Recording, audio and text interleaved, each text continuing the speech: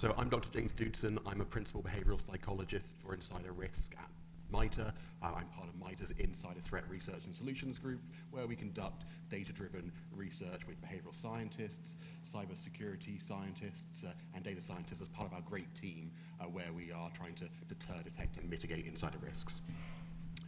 And so, really, I'm here to talk about a great study. It's the first time we've presented this work, and so you're getting a sneak peek into some of the work that we'll be sharing with the insider risk and insider threat community over the next couple of months.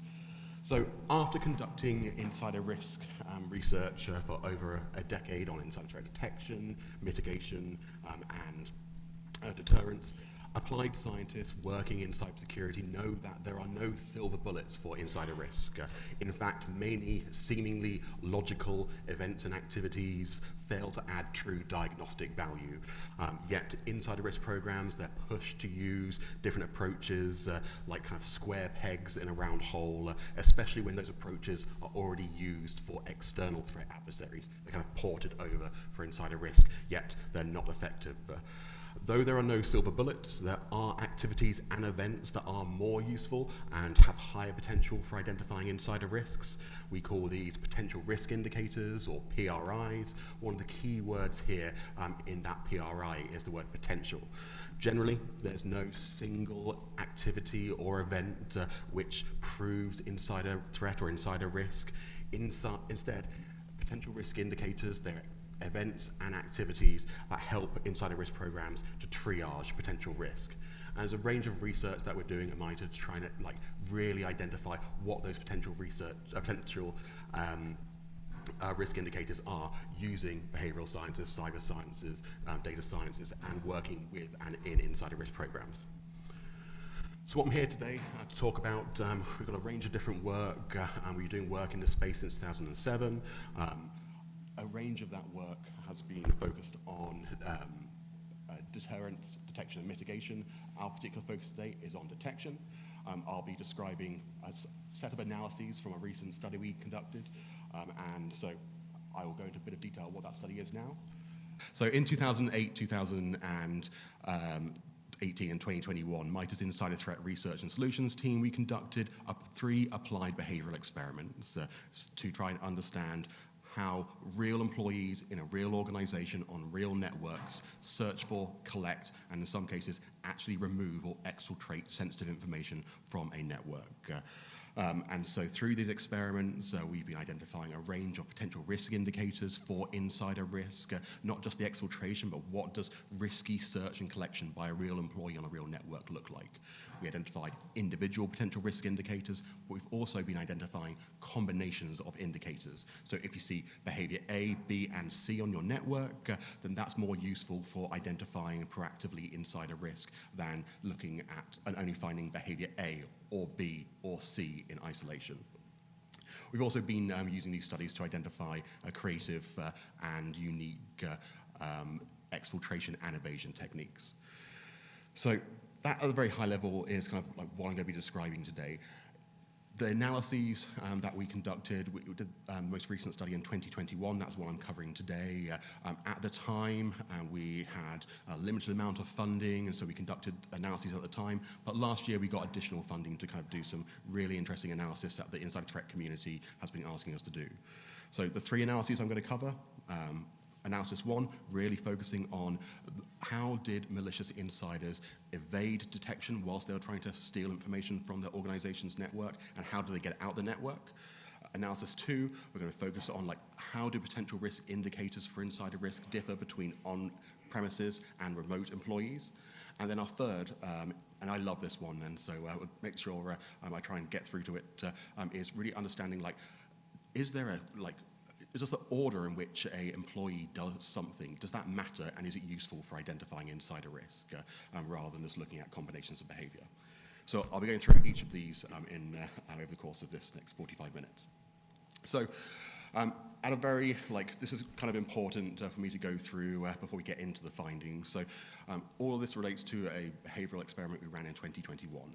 Our team of behavioral scientists, cyber scientists, and data scientists conducted an applied behavioral research experiment to identify how how information search, collection, and removal or exfiltration of information on a live corporate network differed between remote working employees who were acting with a malicious intent and in other words, they were trying to steal information from the organization, how those differed from organizations with what we call a benign intent, i.e. those that are just doing their regular job. And so in the study, we had 150 real employees at a large US-based defense industrial base organization, and they were asked to search, collect, and remove information from the network, sensitive internal information to an external destination using whatever method they wanted. And so all 150 employees, they all completed the same task of searching, collecting, and removing information. The topic that they were asked to search for information on their internal network was this organization's kind of like secret source related to anti-money laundering techniques. They all did the same task, but the main variable we changed was their intent. So as behavioral scientists, there's lots of research over the past century on that people like doing the same task. If you change why they're doing it, they subtly change their behavior. If they're doing it for a malicious reason, they subtly change their behavior to be more evasive, for example. So in this study, of our 150 employees, 50 were searching, collecting, and removing information from the network to send to a client or a customer. In other words, they were just doing what a number of our employees do on a day-to-day basis: search, collect, find things internally, and then send it out to their customer or client. We call this our benign group. Then we've got our malicious intent group. They were doing exactly the same task of searching, collecting, removing information about money laundering, but this group were essentially doing it so they could deliver it to a competitor so they could get a better job. Now, we don't have time today to go into the deep dive of like the experimental design and how we made this realistic for our employees, but as behavioral scientists and having run this study and versions of the study multiple times, there are a number of different things we put in place to make sure that our employees were doing the task realistically, and lots of controls to double check that. Happy to talk about that more after the session. Now, those two groups, malicious intent and benign intent, they were really focused on, they were basically pulled from or recruited from the organization's general employee base, i.e. the day-to-day employees. We also had a third group. We call them our super malicious intent group. These were from the same organization, doing the same task of searching, collecting, and removing information so they could send it to a competitor, i.e. that malicious intent. But they were our cyber-trained experts at this organization. And so really, these are like the best of the best like cyber people at this organization. What we're trying to look at here is to try and understand, do they search, collect, and remove information in a different way based on their deep technical expertise compared to other employees at their organization? Other than differences in the intent and their cyber technical expertise, all employees did exactly the same like kind of tasks. They all had the same time constraints. They all had the same technical environment. They all searched for the same information. They had 6 hours over the course of the week that they could use to complete the task. They could divide that up however they want. Our super malicious employees, to really get them into the role, we gave them get out of jail free cards and information security waivers so they could really break some rules as necessary. So for each of those three groups, the benign, i.e. our regular employees just doing their job, our malicious and our super malicious intent employees, we collected tons of cyber data about what they were doing in the week of the task, as well as the week before and the week after the task. These cyber sensors, they included 2 user activity monitoring solutions. It included network sensors like web proxy, operating system sensors like Sysmon. These cyber sensors collected everything we can get on the organization-furnished computers, including data and metadata related to printing, applications, clipboard, network, file moves, basically everything that they could do on their computer. Now, the cyber sensors, they only collected data on activities taking place on an organization-furnished machine. So obviously, we couldn't see what they were doing on their personal machines, which some of our super malicious participants used as part of the task. So what we did is we did deep dive interviews with our employee participants and a post-task questionnaire to understand their decision-making, to understand what they did and their actions, and their reasoning why. These deep dive interviews were designed to help us understand essentially what they were doing in places where we couldn't actually see it on the network or on their systems. And then finally, we also asked our participants, they completed this task alongside their regular work. They could choose however they wanted to divide the time up. But we asked them to fill in a little log form saying what exact date and time they were working on the study so that we could help differentiate and understand what data was related to the task and what was related to everything else. And so this slide, just a very high-level summary showing that everything else in the study was consistent, apart from two major pieces related to their intent. That's the benign versus malicious, people doing their regular job versus, or doing tasks that resemble their regular job of searching, collecting, and giving to their customer, and then those that were searching, collecting, removing information in the malicious group so that they could essentially steal data and give it to a competitor for a better job. And then finally, the technical expertise. So at a very high level, just conceptually, we collected lots of data. Broadly, I'm going to bucket into search, collection, and exfiltration or removal of information. Search being they had to go on the intranet and find the information that they were looking for. They had to use intranet search engines. It's all information that was internal to the organization. They had to save or download or copy and paste, collect that information, organize it, and then they had to get it out of the network and then eventually get it to the destination. And so there are broad sets of activities here. Produce lots of data. We produced over 10 terabytes of data over 6 months. MITRE's behavioral scientists, cyber scientists, and data scientists really focused on trying to analyze and structure and process and then analyze that data. We extracted the data from the cyber sensors, put it in MITRE's air-gapped inside a threat lab. We categorized group data, removed system-generated activities like auto backups, for example, in Microsoft Word, and we ran, then after it was all normalized and aggregated, we were able to conduct statistical analyses comparing what did the cyber activity look like between our benign group, i.e. those just doing the task for their regular job or resembling their regular job, versus those that are doing the task for a malicious purpose. And so we then did that statistical analysis to compare. As well as combined it with our qualitative interview and questionnaire data. So that, at the high level, is the methodology. Now I'm going to go into the findings. I just wanted to make sure that we kind of knew where the data was coming from. So we ran a number of analyses. I'm presenting 3 of the latest analyses today, so hot off the press, so to speak. Our first analysis, we really looked at how did our malicious and super malicious employees, how do they actually search and collect evasively, and then how did they get the information out of the network. And so, as I mentioned, we did deep dive interviews, and we had 2 applied researchers, one behavioral scientist and one cybersecurity scientist, kind of really do a deep dive into the interviews, tag them, annotate them, and try and identify themes across different participants. So first of all, we divided between evasion and exfiltration techniques, exfiltration being removing the data, and evasion being like how did our employee participants, how did they try to avoid getting detected as they were searching, collecting, and removing or exfiltrating information. And so just to kind of give you a kind of like insight into the kind of rich data we had, here is a quote from one of our participants. It's a small quote from one of the interviews with them. It kind of describes like what they did in terms of how they evaded detection. I was highlighting a few of the things in here, how they use archives and compression to try and avoid being detected as they got information, collected it, searched for it, and then removed it from the network.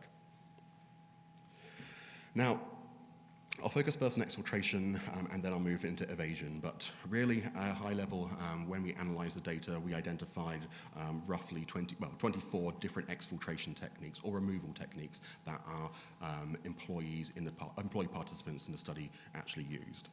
There are 24, but as you can see, hopefully here, there were 6 techniques that our malicious and super malicious participants use, but also our benign, i.e. employees just doing part of their regular job, use to get information out of the network. These are less valuable because everybody's doing them. We're not going to spend time on these because it doesn't help us detect malicious insiders, because these activities, these techniques, they're not really that differentiating between regular employees because they do them so often. Everyone sends emails as attachments, for example. Everyone uses many organizations use a permitted file cloud service, for instance.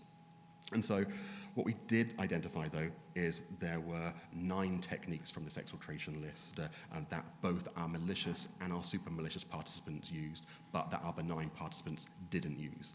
Our malicious and super malicious either did them at all and our benign didn't, or our malicious and super malicious participants did them significantly more, so kind of like a thresholding. So there are a number here, like some of our malicious and super malicious participants, they took photographs using cell phones, they printed hard copy, which is really interesting because this study was conducted during a COVID lockdown, and so they were printing at home and likely then scanning it in, for instance. They used removable media like USB sticks.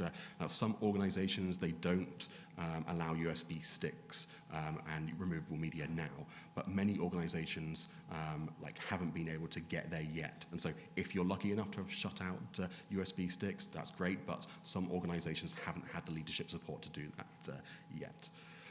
Other employees, they shared information to get out the network using SMB and FTP. Some used burner emails, some used personal email accounts, others used kind of unsanctioned file cloud services that their organization didn't allow.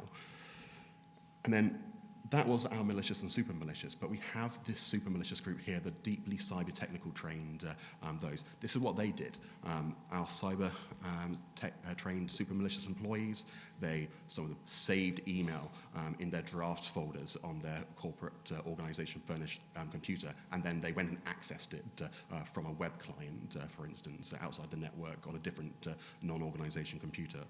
Some use the tools they use every day, like Teams or Slack or code repositories like GitHub. These are our cyber-trained people. They use these tools all the time, and so they then were using them as part of their exfiltration method. Some also used their third-party corporate email account or described that they considered using it. For instance, they had access to one of their customers' email accounts, and they described that they could use that to get information out of the network because it looked legitimate because they were using their customer's email account. And so those are a range of the exfiltration techniques. What I really wanted to share is the evasion techniques because these are really cool and I love them. So really, we identified 76 different evasion techniques. We roughly divided them into 14 different categories, which I'm going to go into now. These are the things that we identified from the malicious and the super malicious group. We're still doing work to try and understand how do these meaningfully differ between compared to our benign, and I'll kind of explain something more about that shortly. So here's a list of some of the different, and I'll go through each of the categories relatively quickly, but if you do want to kind of talk more about this, Dr. Diana Caputo and I will be around at the expo at MITRE's booth. Equally, for insider risk and insider threat programs, please come and talk to us because we can share these and more details with you directly. So really, the ways that our super malicious and our malicious insiders, they use lots of different approaches to try and evade detection as they were searching, collecting, and exfiltrating information.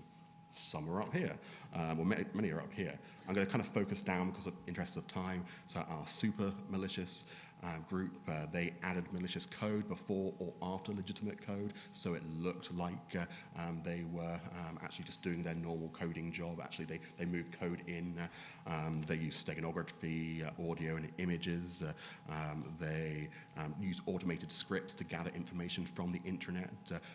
When we spoke with participants, they said 2 reasons. 1, faster, and 2, I can blame it on the script, not on me, even though, and so many of these evasive techniques, we're not always saying that they're successful, but to the participants, to employees, they believe that they're going to be more successful in evading detection. Others, they corrupted files, and so they would collate together a file that they wanted to remove. They would go in and they would change a few header items so it wouldn't open in Microsoft Word if someone just double-clicked it. But they knew what they changed, so when they got it out the network, they then reversed that corruption and then were able to deliver it so that the participant could email it. So now these techniques, some of them are legitimate activities that regular employees do on a day-to-day basis. For example, private browsing, emptying recycle bin, clearing browser history. We're doing more research into some of these different activities. It's likely, well, I think it's safe to say that not there are very few of these activities that if you see it, then it's going to be immediately concerning. What we're looking at and doing more research on now is what combinations of these different evasive techniques are useful for identifying risk, because emptying the recycle bin, clearing browser history, not in isolation concerning, but clearing browser history, deleting emails from sent emails, and other different evasion techniques are potentially very useful, and we're still trying to do that research right now. In terms of other techniques, I'm happy to share these with the insider risk and insider threat programs, but many of our super malicious employees, they used encrypted zip files. That was used heavily by our super malicious employees, those technically trained, compared to not only their own personal baseline, but also compared to their benign peers that are just doing their kind of search, collection, and exfiltration for their job.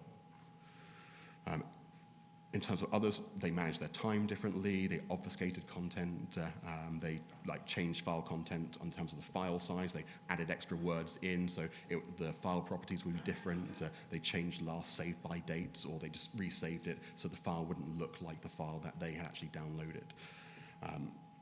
Lots of different approaches here. In interest of time, I'm just going to kind of move on to the kind of next analysis soon, but what I wanted to say about these particular evasion techniques is that many techniques, they don't actually look that sophisticated. The constant question we get by insider risk and insider threat programs is, are our cyber trained people better at evasion than the rest of the organization? Do they look different? And so there's two things I'm going to kind of say. One is, because these aren't necessarily sophisticated techniques, don't underestimate your non-cyber trained employees, because they could quite easily look some of these up and implement them quite effectively with limited training. Equally, when we spoke with our cyber trained employees, like, why didn't you try this more secured file deletion approach? They kind of said to us, well, it was kind of overkill, because based on my understanding of how the sensors work at this organization, or cyber technology in general, I didn't need to do all these more technical things. I was quite able to just change file types. So based on their perception of the monitoring, I'm not going to say if they were accurate or not, but based on the employee perception of monitoring, they just tried more simple, less kind of advanced techniques that perhaps our advanced persistent threats might do. So one last thing kind of on evasion and exfiltration. Happy to go into more deep dive offline about these. This is just one myth, and that we've kind of heard over time, that when you first come to insider risk and insider threat as a program lead or an analyst, you're kind of sometimes told, oh, out of hours working or working odd work hours is a risk factor or potential risk indicator. Because we had the times and the dates that our employees were working on the task, we were able to look at when they worked, how long they worked, how many sessions they used to complete the task. And we identified that there were no statistically significant differences between our benign employees just doing their regular job and the malicious groups in how long they spent doing the study, what time they started the study, how long they worked on it in each of their individual sessions. And so it's just useful highlighting how research like this can genuinely inform insider risk programs, particularly stop focusing on certain things. So in terms of the analysis, I'll kind of wrap up on this one and then move quickly to the next two. So this analysis, we identified a range of exfiltration and evasion techniques, happy to share with the insider risk community. We also identified that many of these techniques actually occur way before exfiltration, so you can proactively identify risk earlier than exfiltration. And actually, when we did reverse engineering of these techniques, we could see them in the logs, but there was no real meaningful way to see many of the exfiltration techniques as different from our benign and malicious participants. It just looked the same. And so what we're suggesting is, rather than focusing only on exfiltration, focus earlier on employee activity in terms of their risky search and collection. So kind of two other analyses now. One, due to time constraints, I'll just go through very quickly, happy to talk in more depth. But this one, we were looking at remote versus on-premises. So back in 2021, that was during COVID. And so what we did is we had all of our employees kind of working remotely at this organization. So that was a natural remote working population of employees, but we also ran a version of the study in 2018, and they were all on premises. So that created a naturally occurring kind of comparison group between our remote and our on-premises employees, competing with some known malicious insiders. And so what we did is we analyzed the data. We compared the two data sets. We identified that between the two data sets, there were roughly 32 potential risk indicators, which I can share with insider risk programs.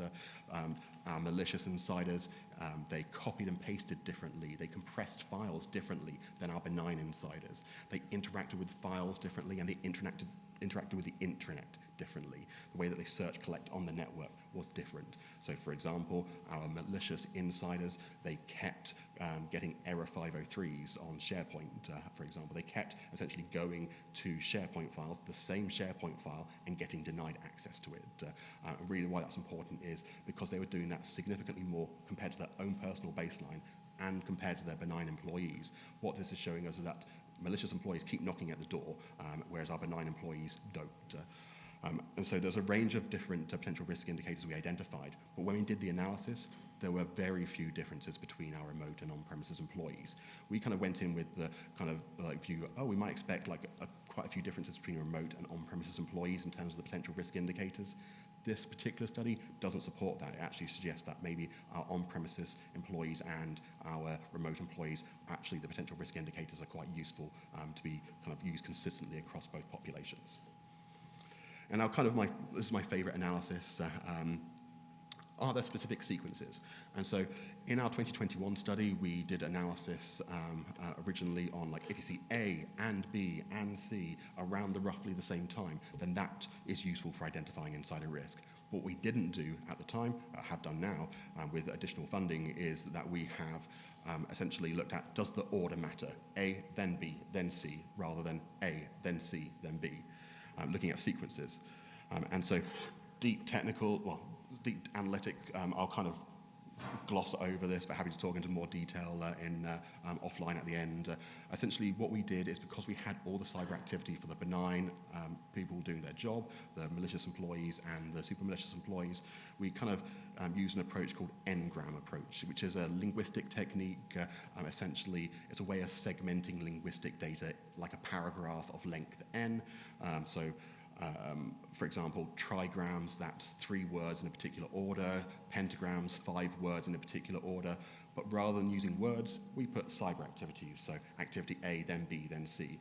And so what we did is we took all of the potential risk indicators from our 2018 and 2021 study, threw it in a N-gram analysis, and then looked are there certain N-grams that are useful for identifying potential risk, identifying super malicious versus benign, or malicious versus benign. We ended up with 5 million different permutations, but only 13 of those 5 million were useful for identifying malicious insiders.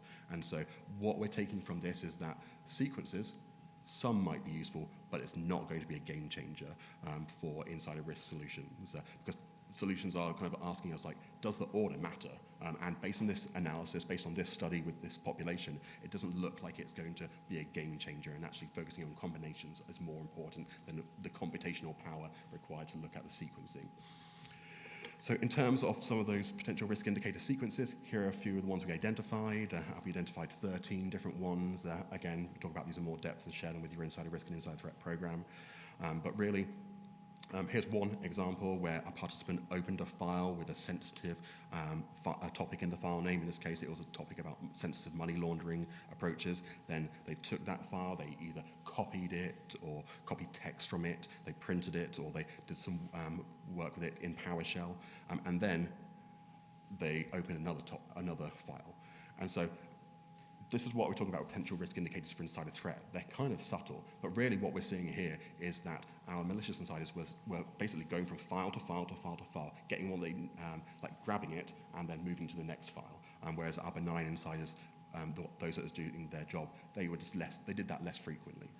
There are other examples. Here's the kind of one to do with being denied access. They would go on the SharePoint, they would open a document, and they will get denied access to that document. And they would rinse and repeat, showing that there are particular activities. There are others. Here's a couple that are super malicious, those cyber technically trained groups employees did. They essentially did a lot of compression, opening it, then they created it, and then they deleted it. And so we saw that as something that our super malicious participants did. Our benign employees did as well, but our super malicious employees did it significantly more compared to their own baseline. So those were kind of the analyses I wanted to cover today. In the last kind of like few minutes, as I walk through this, I really wanted to talk about, let's sort of kind of wrap up, like sequences, they're not going to be a game changer. What is going to be a game changer, though, for insider risk is something that a range of people in the community have been asking us about. Like, do external threat frameworks, do they apply to insider risk and insider threat? And really what we've seen is, based on all of our analysis since 2007, our research, working in and with insider risk programs, looking at their data and working like side by side with them, essentially what we've been identifying is that external threat frameworks don't work for insider risk and insider threat. They have APTs, they have a different structure. They have insider risk programs, they have different data sources. It's not just a cyber-only problem. We have insider risk programs, they have cyber data, of course. They have human and organizational and physical sensor data as well. That isn't as relevant for advanced persistent threats. Equally, insiders, employees, they have different opportunities. Insiders just know more about how the organization works and how to not get detected subtly, whereas APTs don't know that. And so that's why we keep getting asked by insider risk and insider threat programs, do external threat frameworks work for insider risk? And based on our analysis, MITRE's Insider Threat Research and Solutions team have identified that no, it doesn't. And so what we're doing now is we're building the new MITRE Insider Threat Framework. It's not ready today, otherwise I'll probably be giving a keynote, to be honest. And so really we're building this framework. We're going to be gathering, and we are gathering and asking organizations to share their insider risk and insider threat case data with us so that we can aggregate, analyze hundreds, if not thousands, of real insider risk cases and the data in them from cyber, physical, organizational, and human sensors. We started this just before the pandemic, which was a great time because as soon as the pandemic hit, everyone kind of put their focus elsewhere. Now that we're kind of like in a different world than we were in 2020, CISOs, CSOs, insider threat programs, they come in, knock on our door and say, where's this framework? Which is great. Apart from our responses, we will need you to share your data because we can't build this. You're asking us to build this framework. We can't build it without the insider risk case data. And so we're asking organizations to kind of share their data with us. Happy to talk more in depth. Feel free to drop by our booth, the MITRE booth. Deanna and I will be there between 3 and 5 today in the expo. Equally, Dr. Deanna Caputo, MITRE's Chief Scientist for Insider Threat Research and Solutions, is holding kind of like a design feedback session on the framework for those organizations that either want to find out more, it's at noon tomorrow or around noon tomorrow, and want to talk about how can we make this framework most useful for the community. We know it's a big ask in terms of sensitive data, hence why organizations are putting the data into our air-gapped insider threat lab. It's completely air-gapped, and it's NIST 800-171 compliant, GDPR compliant. In terms of the organizations that are sharing data, we have financial sector contributing, technology, energy sector. There are various different groups that are contributing, but we don't have enough data yet. And so that's really one of the things I wanted to highlight here, our public service announcement for if the insider threat community wants the framework, we're going to have to identify ways to get to kind of share the data with us so we can do that analysis. And so feel free to come and talk with Deanna and me over the next couple of days, or feel free to set some time up with us. So that's really everything I kind of wanted to kind of cover. If you want to get in contact, feel free to reach out in terms of why the benefits are there for insider threat and insider risk community for this framework. It's going to help the community better design your internal defenses and your detection. You'll be able to go to your legal, to your HR, and to the data providers within your organization to say, okay, based on analysis of an aggregation of cases, these particular potential risk indicators, there's evidence suggesting that they are useful for identifying risk, and therefore we should, please can we work internally at the organization to get access and to either collect this data or to share this data with the insider risk and insider threat program. So yes, feel free to come and talk with us about the insider risk and insider threat framework initiative. any more information you want to talk about, we have a website, insiderthreat.mitre.org. You also have my email address here at the bottom. Oh, okay. So, 10 minutes, okay, excellent. So I covered a lot there. Are there any questions?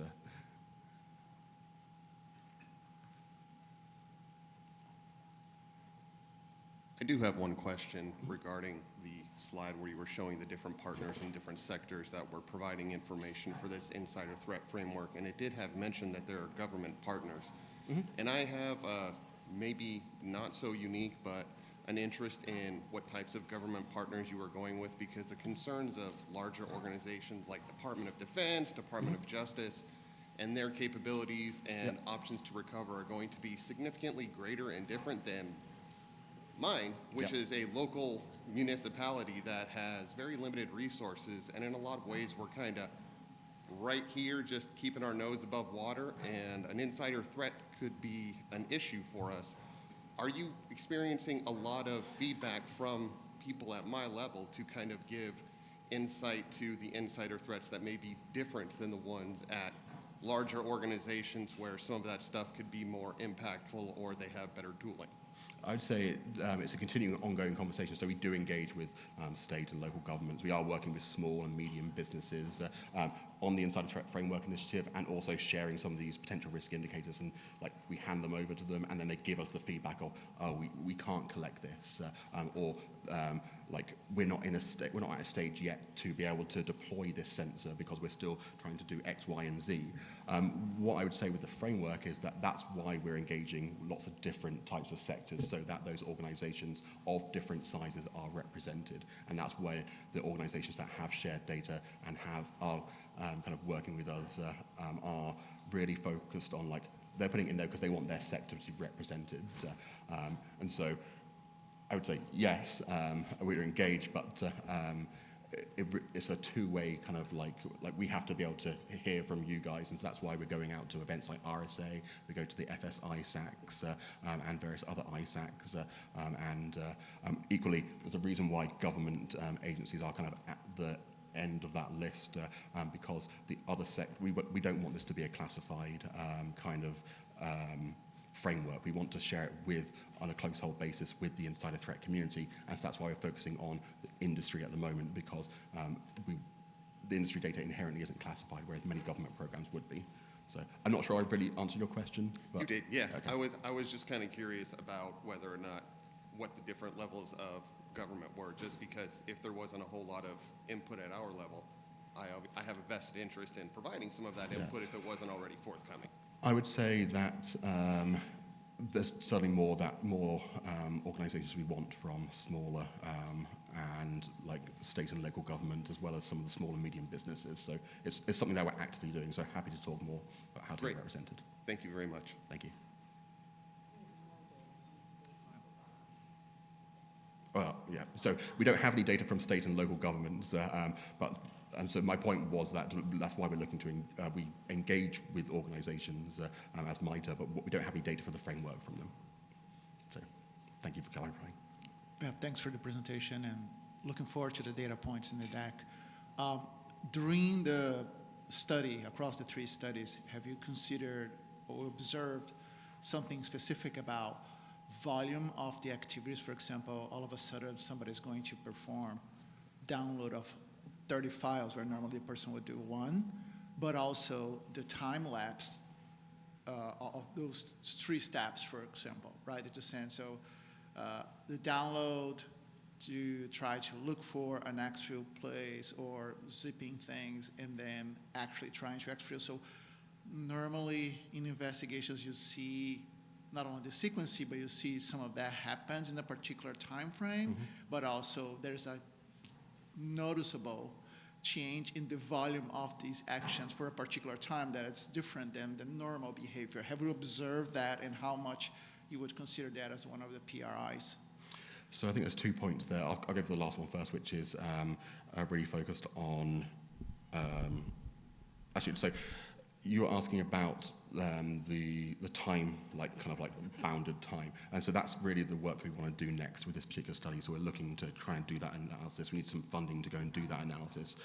But because we identified in this study that sequences may not be as useful, we identified like combinations of behavior are. Now we're trying to look at how do we bound that. Is it within the case of a week? Like what is that time frame? So we haven't done that analysis yet, but we have the data to do it. In terms of like volume. So because we collected data from our participants, employee participants in the week before and the week after the study, we were able to look at like changes compared to their own personal baseline. And there were a number of behaviors that did change compared to their personal baseline, which were useful. It wasn't really like data volume because actually the data that they were removing wasn't like high volume data. It was sensitive information, but not necessarily terabytes worth of data. So yes, we saw significant changes in the types of searches and how they searched. So our malicious employees, they went after people, they went and searched on the intranet for people with particular skills in the subject area that they were looking at rather than the topic itself.